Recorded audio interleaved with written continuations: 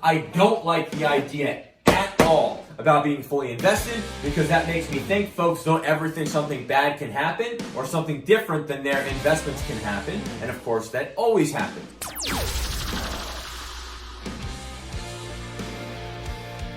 Hey traders, it's Stephen Brooks, and today we're going to ask the question, should I always be invested? Now, this is kind of a major issue that I see with a lot of individual traders and investors out there. It's the idea or the concept that I should always be fully invested. And this is one of the big problems I see out there for a lot of individual investors and traders, okay? Let me throw out a couple statistics to you, and then I'll kind of talk about why I'm throwing those out. Since 1990 to present, the Dow, right? So the Dow Jones Industrial Average, the 30 industrial companies, these are the big ones, has returned less than 5% per year. The NASDAQ has returned, I think it's about 6% per year, and the S&P 500 is about 5.5% per year. So, of course, the major market indexes, the Dow, the NASDAQ, and the S&P, are significantly higher today than they were 30 years ago. But if you look at the yearly returns, they're not as big as the average person thinks. Again, the Dow has returned since 1990 less than 5% per year, the NASDAQ about 6%, and the S&P 500 somewhere in the middle of those two. So those aren't those significant 100, 200, 300% returns that a lot of folks out there think is very realistic for them. So here's one of the things that I've learned, I learned very on in my trading career, and I've helped a lot of people really understand this, okay?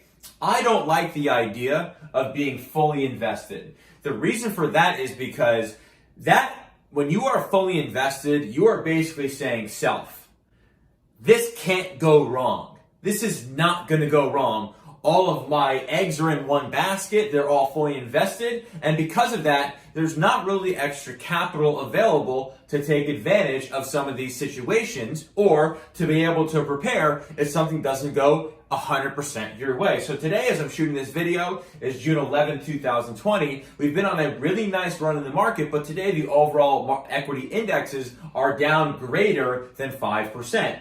So again, a lot of folks are saying, man, I'm getting really hurt today. But here's the deal. We sold off majorly until about, I think it's like March 23rd. And then basically since then, we've rallied straight up. The idea is, you don't necessarily always want to be fully invested because you always want to have capital available for when the unexpected happens. Because as we all know, especially if you've been a trader or investor this year, we know that not everything goes 100% according to plan. And because that is realistic to assume, you always want to have some kind of powder available, some dry powder available in these situations. So the two big things that I always preach that help a lot of folks out there is number one, where can I write this? We like to buy into weakness.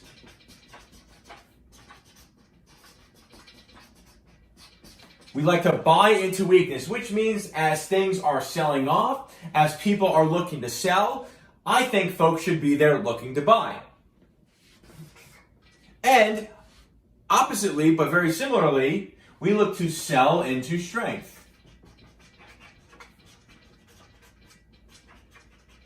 Right? As people are buying hand over fist, you should be there to be able to sell to them. So if you buy into weakness and you sell into strength, and you always have capital available on the sidelines to be able to take advantage or hedge when situations occur that you weren't expecting, you're probably going to have much better results. Because again, my biggest problem with always being fully invested is the fact that that makes you think that nothing can go wrong.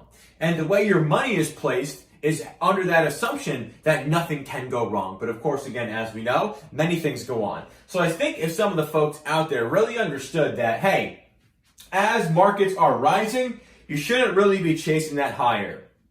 As markets are selling, I don't think you should be chasing that lower. I think as things are selling off, And the uglier it gets, the more likely you should be to buy. And of course, I think as things are rallying and the more euphoric it feels, I think you should be there to sell. If you do those things and are not always fully invested and you have capital available on the sidelines when things don't go 100% according to plan, I think you're going to get much better results. So very simple. I don't like the idea at all about being fully invested because that makes me think folks don't ever think something bad can happen or something different than their investments can happen. And of course, that always happens. If you buy into weakness and sell into strength, typically you'll be at a much better entry point than if you bought on the way up or sold on the way down.